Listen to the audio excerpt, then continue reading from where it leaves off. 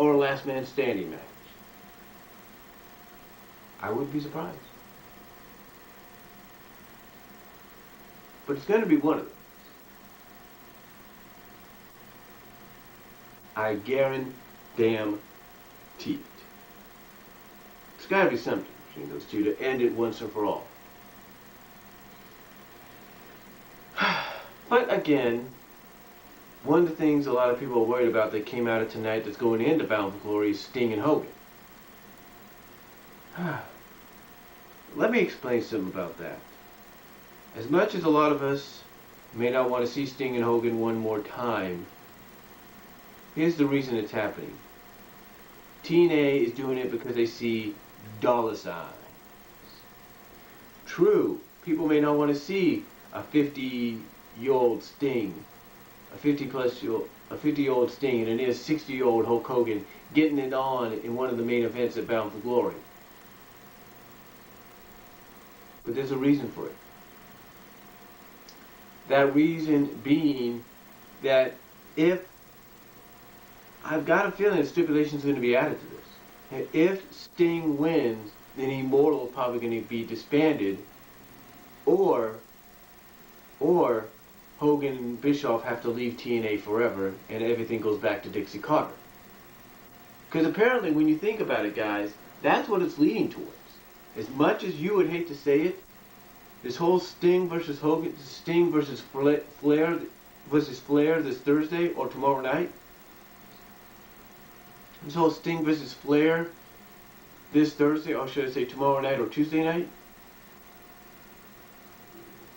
which will probably lead us into Sting versus Hogan, it all centers around Dixie Carter. Just like sometimes in the early Attitude Era, and even nowadays, like now in the WWE, the whole situation revolved around the McMahon family. That's exactly what's happening in TNA. Because think about it. How else do you give Dixie Carter and her family back power and control of the company than by having Sting take on Hogan? And if Hogan loses, have Hogan and Bischoff leave once and for all. Makes sense, doesn't it?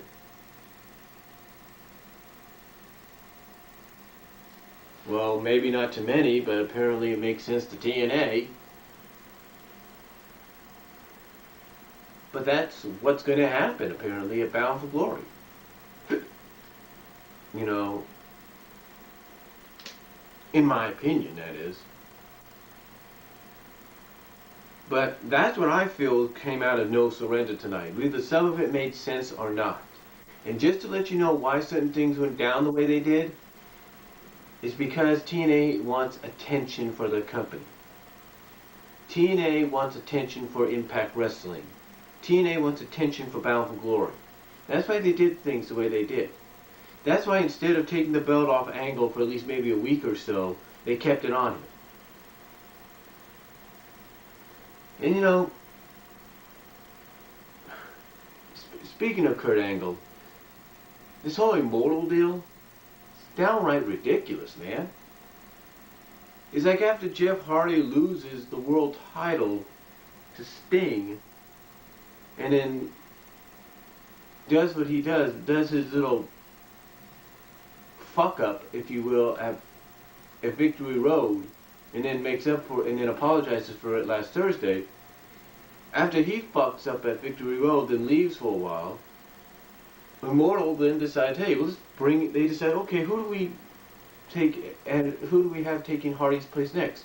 Oh, I know, let's have Anderson join our group as the world champion. What happens? Anderson becomes world champion, he joins Immortal. And then after he loses the belt to Sting, and Sting loses it to Angle, Angle ends up joining Immortal. It doesn't make sense.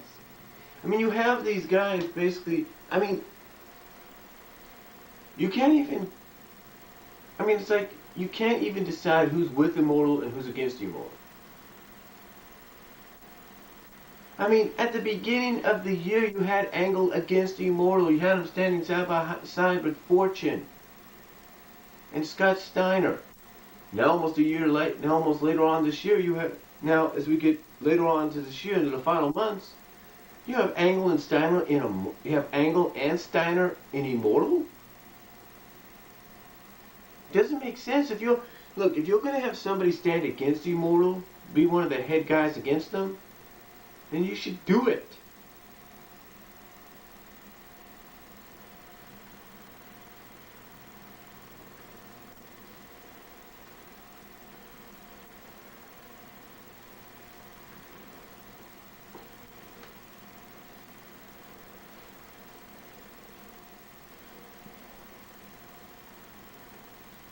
You should do it. I'm sorry, I had to take something off from under, take something from under my dog's neck. She was laying on it. But again, if you're gonna have somebody be like one of your head honchos against Immortal, then you should leave it that way. You don't have them join Immortal. I mean, this is NWO, like I mentioned before, all over again. When you do that. And that's what just doesn't make any sense about this whole Immortal deal. If you're going to focus on one person being your main champion, you focus on that person. That's the one thing the NWO angle in WCW had done correctly. They focused on Hogan as the world champion. They did whatever they could to keep the belt on Hogan. And whenever he lost it, they tried to get it back for him. That's what this whole Immortal thing was lacking. If you're going to focus on one person being your world champion, choose that person and go with it. You don't just go, okay, Hardy's our guy now. Hardy's our guy. Oh, wait, now Anderson's our guy. Oh, wait, now Angle's our guy. It doesn't make sense, folks. It really doesn't make sense. And you know what this is all going to lead towards eventually? And Schleg Daddy, you're going to probably hate me for saying this. But if Kurt Angle's now part of Immortal,